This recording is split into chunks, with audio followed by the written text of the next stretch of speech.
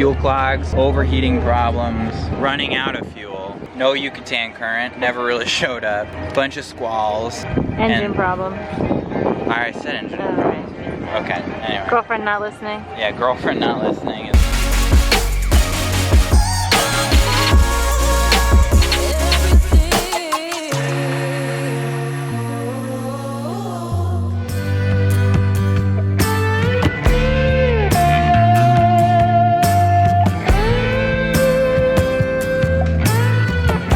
We just woke up this morning, went for a swim, checked out the anchor. It's so calm right now that we're kind of just drifting around the anchorage. So yeah, it's so beautiful.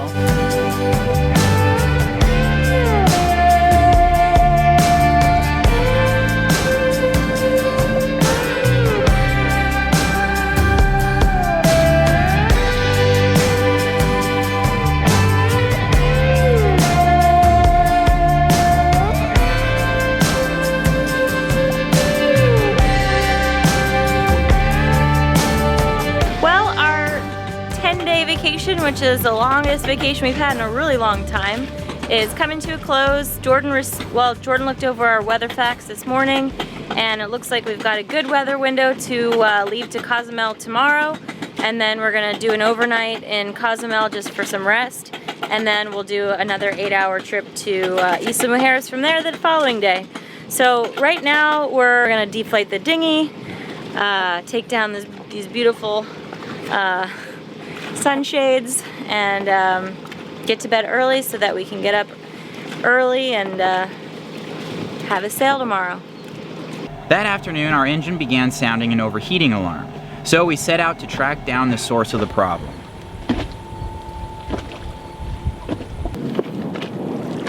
Oh my gosh. Well, that was in our, what's that called? Sea strainer. Sea strainer. Sweet. So far, so good. Okay, keep your eyes overboard. See if anything kind of pops up. Yeah, it's a lot of water going through there. The impeller feels cool. Oh, well, like night and day. Really? When you want that engine to work, you really want that engine to work. You know what I mean? Yeah. So, to just say, oh, we could, we'll be all right. And then to leave with like just hoping that it works when you really need it, that's a terrible feeling. Yeah. If it's working really well and you can tell and you're having no issues, then I don't have, even then I still have the fear a little bit. Like when we're underway and we start motor sailing for hours, I'm like, oh, I hope that I like aligned it correctly and the shaft isn't getting stressed over time. You know what I mean? There's just like a million things that could be going wrong. And I get very nervous. Same with the rig, I guess. I get nervous the rig's gonna fall over. Hey bud, what are we celebrating? We're celebrating a successful cruising trip to Bahia de Ascensión, because we're leaving for Cozumel tomorrow, and then Isla Mujeres the day after, and then we're back to being productive and working and making videos and making money and all that stuff. So we're celebrating our successful little vacation, cruising vacation. Ooh. Ready? Yep. Woo! Good. A good glass of champagne. All right. Cheers, everybody. Here comes the sunset. Another successful voyage.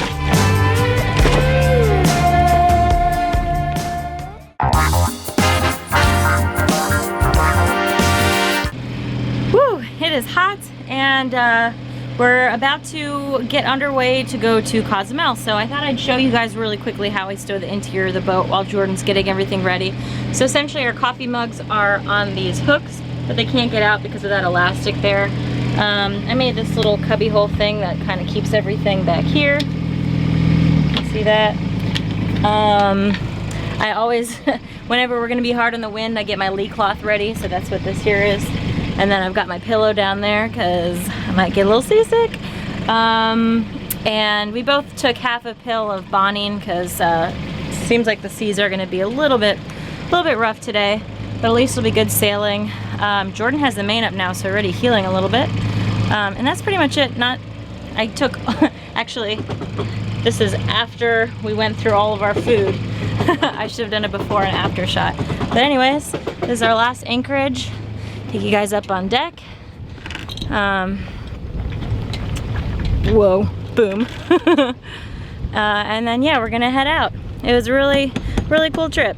All right, we are underway. Once we pass this island, we'll turn around it and head out of the bay and into the Yucatan current, and we'll ride the current all the way up to Cozumel. So this is us saying goodbye to our lovely anchorage for, you know, the past week. Really sad thing is we're gonna have to say goodbye to this calm water because we're doing like 6 knots, probably 15, 16 knots of wind, and very, you know, small chop. Once we get out into the Yucatan current, it's gonna be a very different story. It'll be nice to tack on an extra 2 knots, but it's gonna get bumpy out there, so we'll see how it goes.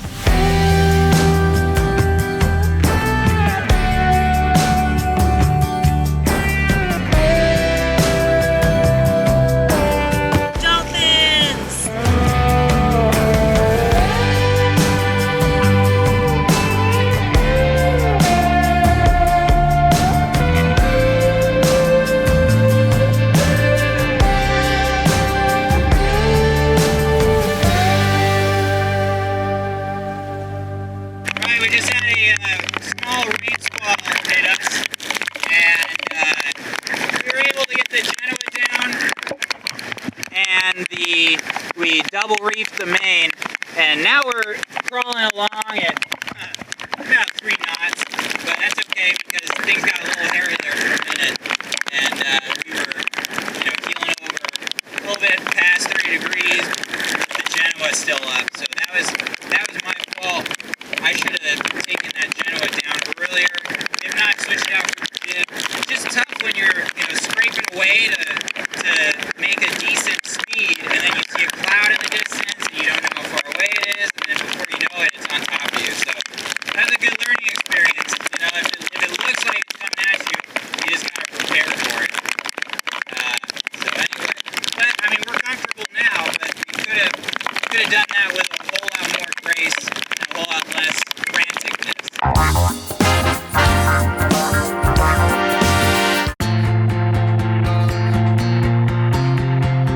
All right, so we made it to Cozumel, but man, we made it at probably about midnight last night.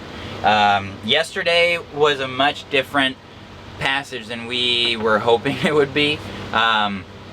First of all, we didn't really catch much of a current, and I don't know what the deal was, but we really weren't adding a whole lot to our speed throughout the day.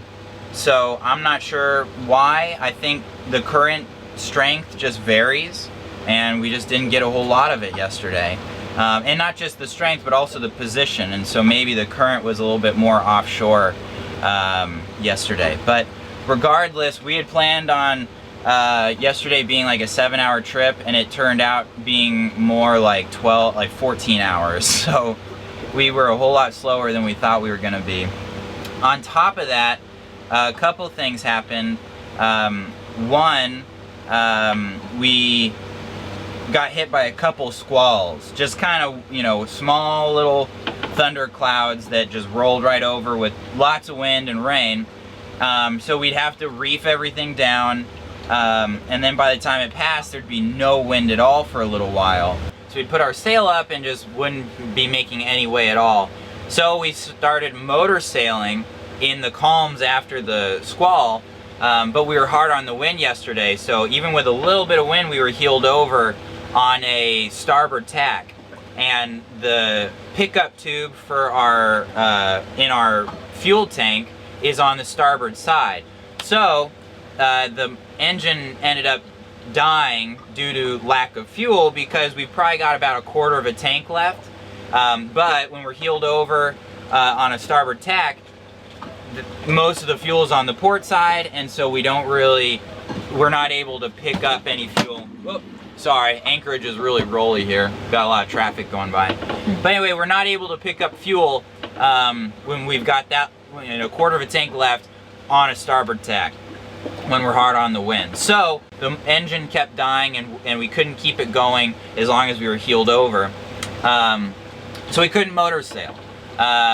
So we had to sail all the way here, going through the squall and then going through the calm after it, and without a whole lot of current aiding us. So it took us a long time. We got in at about midnight last night, just dropped the anchor, exhausted, and just passed out. What was it like coming into town at night? Yeah, approaching San Miguel, the town that we're at on Cozumel, at night was theoretically easy because it's, you know, you're in 1,000 feet of water until you're in 30 feet. So there's no obstructions to really worry about. You just sail right up to the coast and drop your anchor. But the tough part was that there's so many lights on the shore that when you're heading straight for shore, you can't really make out the lights on shore from lights on boats. And there's ferries that go from the mainland to Cozumel constantly. And so trying to pick out these ferries and spot them before they were really close to us was difficult and stressful. Not to mention trying to find other boats that are anchored and avoid them when we start getting close to the anchorage. So that was a tough situation coming in at night with a bright shoreline. Definitely a good lesson to learn. We ended up just having to be really cautious and keep an eye out with our binoculars, scanning the horizon constantly until we made it up to the anchorage. But anchoring was fairly straightforward and we've held all night, so that's good. Hello, huge cruise ship. Very different from our view over the last couple of days. Woo.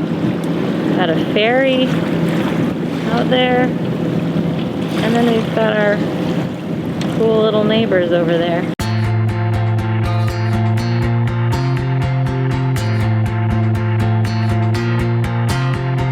Alright, bud, where are we? We're in Cozumel. Yeah. What do you think of it so far? It's a lot like Isla Mujeres with like nicer shops and restaurants and broader streets. A little bigger. And more people and bigger.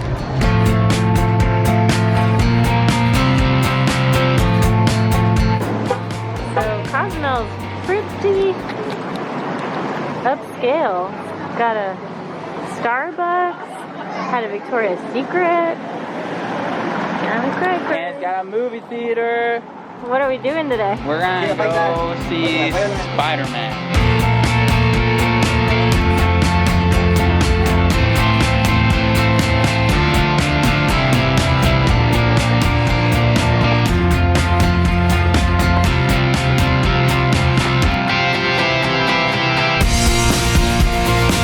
Going to see a movie. Following the bed. Yeah, so we were thinking about going to like hang out on a beach and snorkel, or like do something that you would think of doing when you're in Cozumel, but we've just spent so much time in the sun and so much time snorkeling and in the water the last 2 weeks that we found out that there is a movie theater on the island, and that's what we're gonna do for our one day in Cozumel.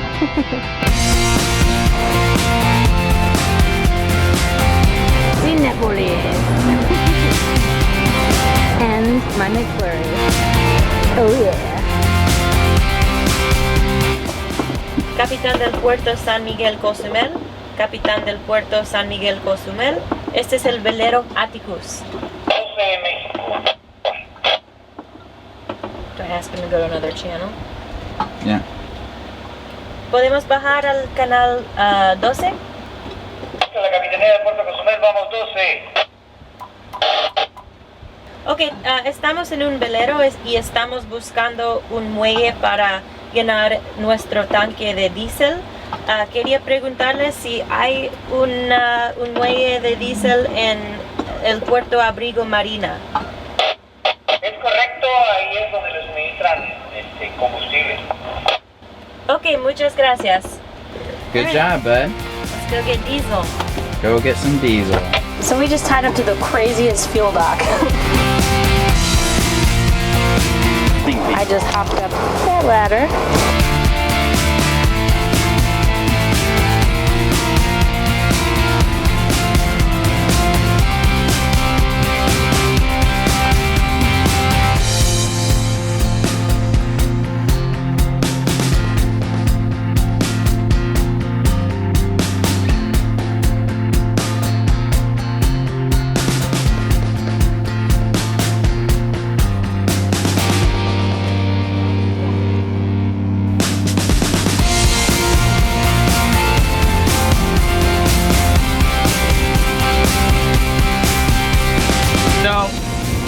Thinking, you know, leaving Cozumel and that little marina that we were just in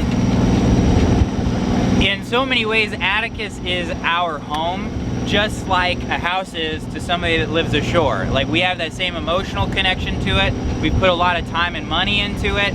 We worry about damaging it, and yet when I started cruising, I thought, okay, yeah, you're gonna have your home, but you'll be able to move your home to distant places, which will be awesome.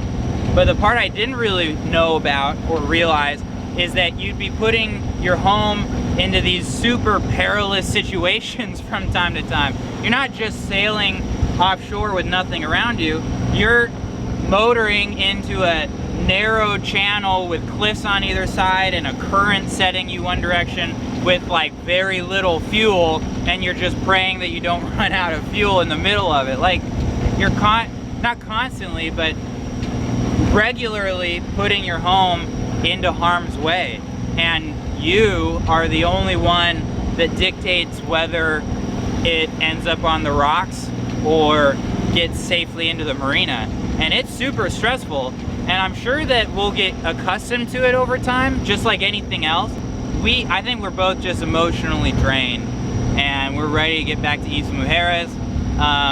But I'm excited to keep doing this sort of thing and keep pushing us until we start to become more comfortable with this sort of stuff. Because in a way, this is what's super exciting about cruising, is just, you know, finding yourself in really interesting situations that keep life from being boring.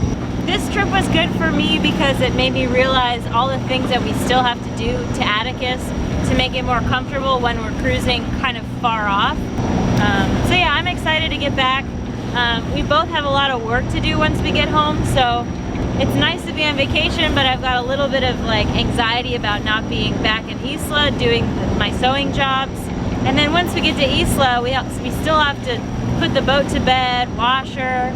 I have to re-provision. We ate all of our food. So it's gonna be a crazy couple of weeks again. So it's hard to be in paradise and think, okay, I need to relax, but then kind of be anticipating all the work that we have to do.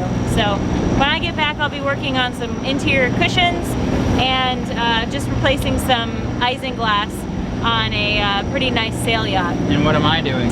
And Jordan's gonna be reconstructing a rudder. No, I'm gonna be building a rudder. Oh, building a rudder. And then after that, he's going to be working on adding a swim platform to a power boat. So I think I just want to get those projects done, get the money in the bank, and then spend it all once we're married. The wedding's going to be expensive. Oh well, I guess that's life.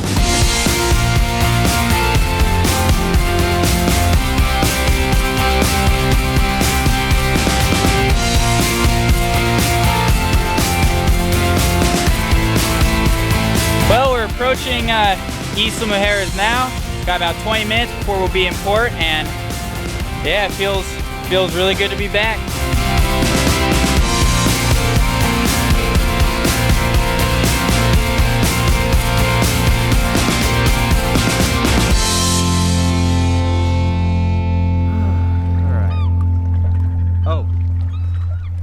Hey guys, thanks for watching our episode. Hope you really enjoyed it. Yeah, that's right, and we wanted to give you guys a sneak peek for what is coming up this next Thursday. We are super stoked about it, and I think you guys are gonna love it. So watch this promo we got, you're gonna be stoked. Check it out.